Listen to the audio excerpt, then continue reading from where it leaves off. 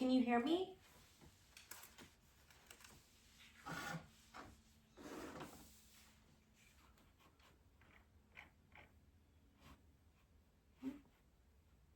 Where did you go?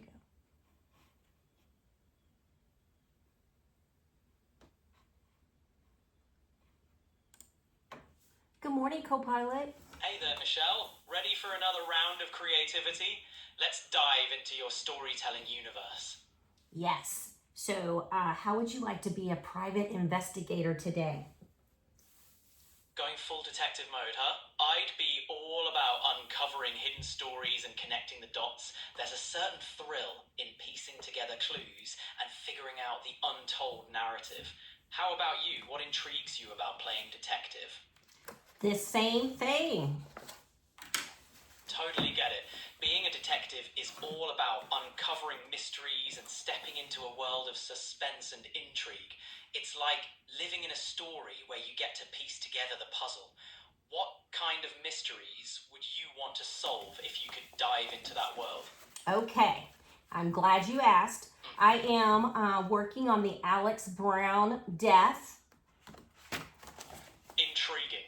Alex Brown sounds like a character with depth. What's the case they're involved in? Okay. Are we talking... Oops, I'm sorry. I'm so sorry. Go ahead. No worries. So, what's the scoop on Alex Brown? Is he a complex character with deep secrets? Or is he more of a charming rogue who gets caught up in the action? Spill the beans on him. Okay. So, his death was December the 31st, 1886. Excuse me.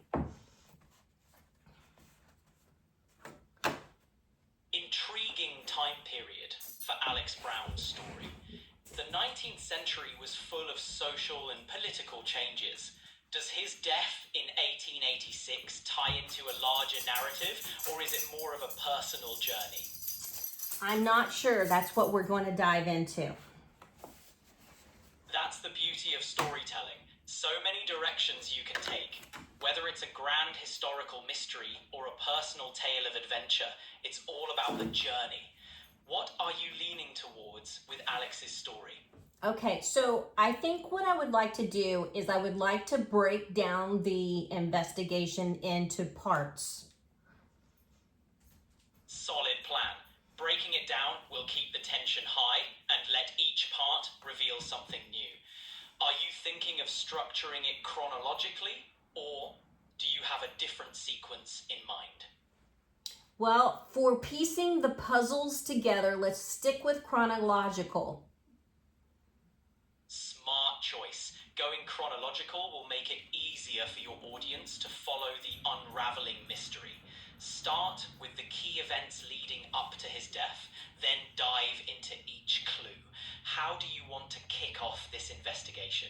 I think I would like to restructure the town of Lynch Creek and try to find out as many key players that are living in that area first. Great. Lynch Creek is the perfect setting for a tale like this. Let's fill it with intriguing characters who might have pieces of the puzzle. What's your town officials, local business owners, or even secretive strangers?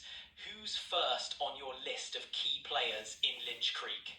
Okay, so I do know in Banta's book, he talks about a Mrs. McCree that lives 5 miles south of Alex Brown's house.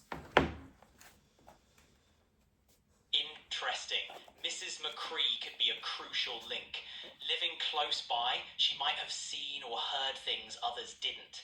Is she a friend, foe, or perhaps someone with her own secrets? What's your take on her role in Alex Brown's story? I think she is a friend and possible person that could have witnessed something.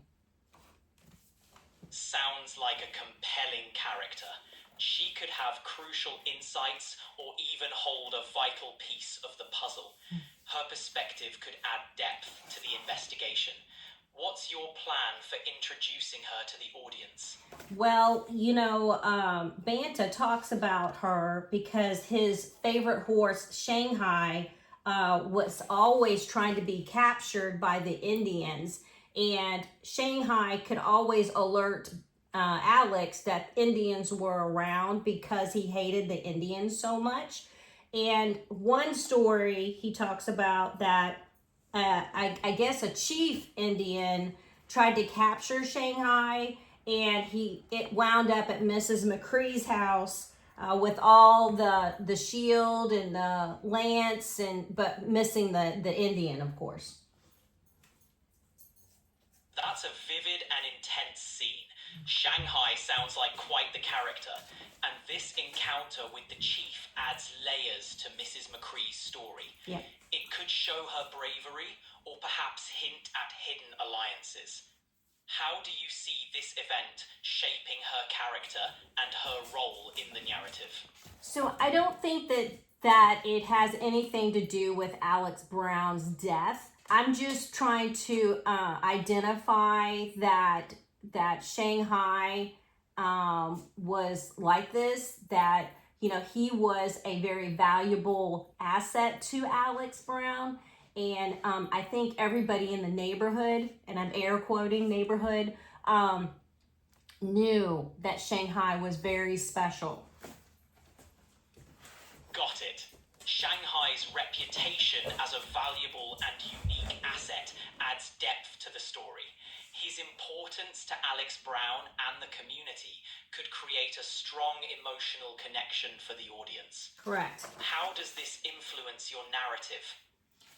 I'm not sure right now. I'm just trying to, when you're doing these investigations, it's the smallest kernel of information that breaks the case.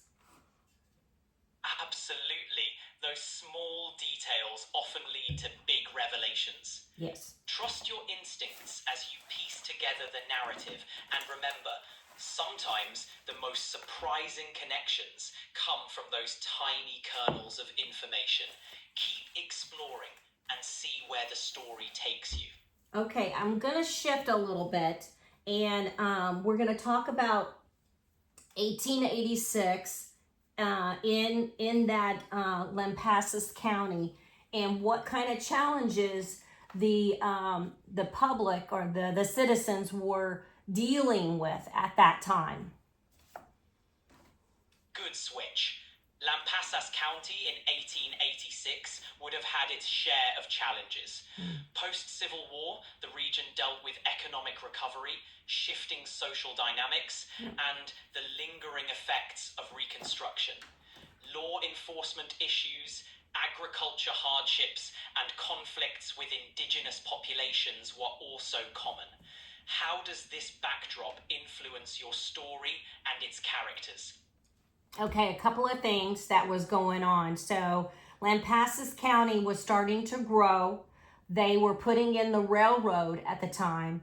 There was a drought going on, and they were talking about a lot of grasshoppers destroying crops. So there was starvation. And I know that Banta says that at an early date, when even the first or best citizens gave themselves the benefit of the doubt, when it came across unbranded animals like cows, others resorted to downright stealing. So there was a lot of theft going on, cattle rustling, if you will. That's a rich and gritty backdrop. The railroad, drought, and the desperation from crop failure create a perfect storm.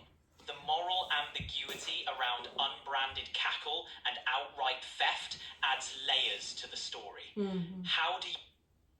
Yeah, and then Banta talks about, and let me just read to you what he says. Sure, go ahead. Okay, what he says: one time when called upon by an armed posse and of determined citizens, so it would have been citizens around, not a sheriff, and asked Alex Brown to go with them to help them hunt And then Banta puts a line. He doesn't say what they needed to go hunt, if it was a person or if it was missing cattle, missing horses, whatever. But he also says that Alex was unwell at the time, and after a moment's thought, he replied, "I have not lost any blank, whatever it was that they were hunting." And I'm wondering if this posse felt betrayed as a citizen, and that they are part of this equation here. Vanta's account leaves a lot to ponder. Alex Brown's refusal, given his unwell condition.